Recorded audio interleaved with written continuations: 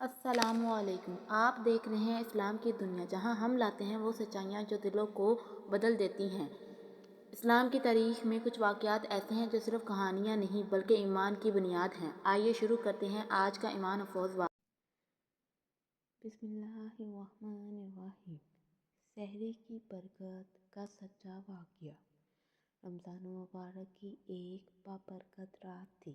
ایک غریب مستور روزہ رکھنے کا ارادہ تو رکھتا تھا، مگر غربت کی وجہ سے اس کے پاس سحری کے لیے کچھ خاص نہ ہوتا تھا۔ ایک دن اس نے سوچا کہ آج سحری نہیں کروں گا، سیدھا روزہ رکھ لوں گا۔ اسی وقت اسے حدیث یاد آئی جس میں حضرت محمد صلی اللہ علیہ وآلہ وسلم نے فرمایا، سحری کیا کرو کیونکہ سحری میں برکت ہے۔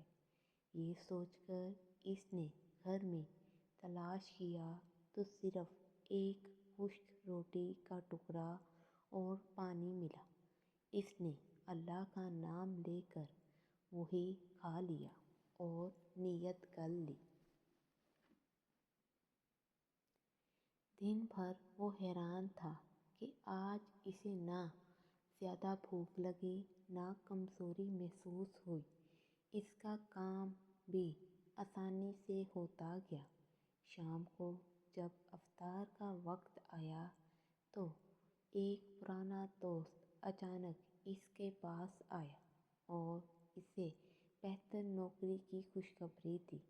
مزدور کی آنکھوں میں آنسو آ گئے۔ اس نے دل ہی دل میں کہا، یا اللہ، یہ سحری کی برکت ہے۔ اس دن اسے یقین ہو گیا کہ سحری صرف کھانا نہیں بلکہ اللہ کی خاص رحمت اور برکت کا ذریعہ ہے۔ جزاک اللہ خیر۔ تو ہمارے چینل کو سبسکرائب کریں، لائک اینڈ شیئر بھی کیا کریں ویڈیو کو۔